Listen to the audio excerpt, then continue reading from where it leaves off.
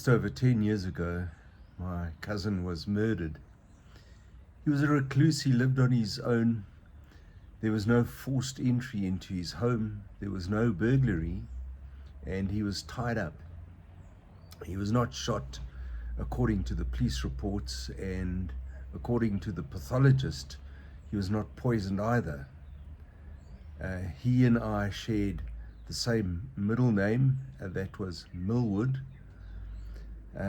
We were both only children, and in each case, our parents were both deceased. He was never married, and he had no children. The body was discovered in his home a month after the crime, and what followed can only be described as horrific. Soon after my first interview with the police, I was called upon to go and identify the body at the Johannesburg mortuary, and in all honesty, I could not. The body was so badly decomposed, it was difficult to tell that it was white or male. And it wasn't long before I became the suspect. I suppose it seemed pretty obvious at the time. There was no forced entry, and he was a recluse, and I was his only living relative, so it seemed obvious, I guess. I was the one who had everything to gain from his death. There was no will, there were no other relatives, so the police took, I guess, the easy way out. And then, of course, there were the crime statistics at the time.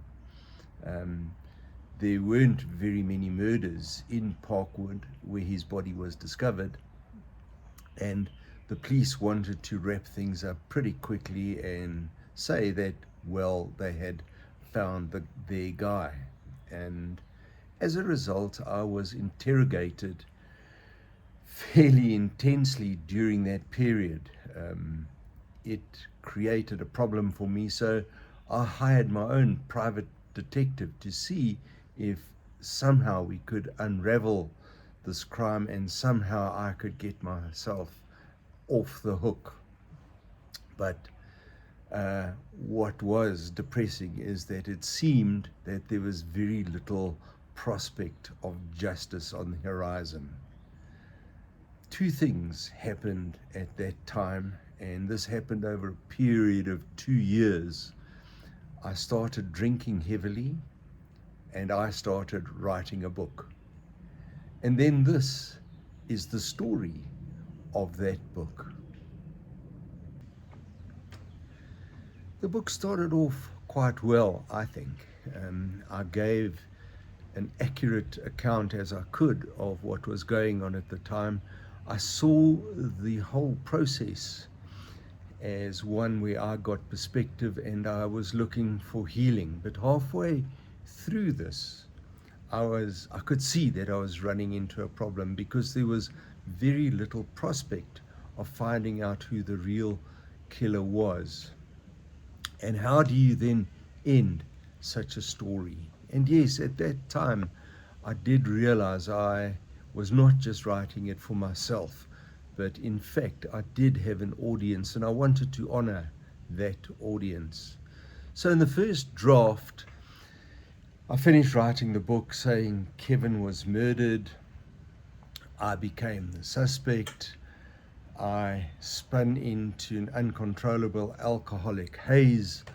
I then became sober, and everybody then lived happily ever after. I thought that was a pretty satisfying ending. But the editor, I sent it to an editor, came back and said, no, it's schizophrenic.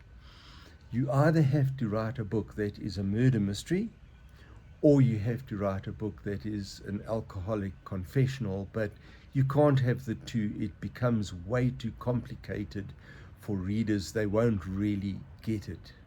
So I sat down, and after a lot of soul searching, I decided that I was going to write this book of mine as a murder mystery, and we would in fact find a killer and he would be brought to justice, even if it was a work of fiction.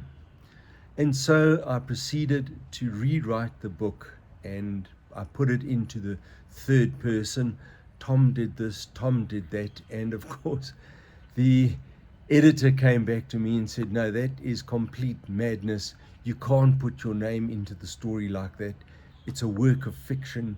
You have to write your name out. And up to that point, although I had felt some sort of healing and perspective in the book, I was far from satisfied from what it was doing to me as a person. It didn't really touch my soul. So obediently, I sat down and I started writing my name out of the book. So where Tom did this and Tom said that, I rather put in the name of Fred. And then a miracle did happen. As I started writing my name out of the story, as I started to extricate myself from what was really happening, I began to see it in the true perspective that it was. I was removed from it, and the miracle then began to happen. However one approaches it, one thing I can say, there is a healing power in writing your own story. Whether you decide to keep it private and write it only for yourself, or whether you decide to make it public and let other people participate in it, I don't think that really matters. And as in my case, it can either be a work of fiction or it can be a work of non-fiction, and I don't believe that that is important either. I think what is more important is that you write your story. My decision, I am going to make this story public, and I am going back and I am going to make it a work of non-fiction. Will it sell a lot of copies? Frankly, I don't care. Will I make my old editor angry? Again, frankly, I don't care. But one thing I can tell you is that I have felt the personal release of writing this story. Many more will come of it, I am sure. And if I were to make any challenges to you today, for those who have really been through trauma, get out a piece of paper and write your story. This is Tom Cottrell, and we really need to talk.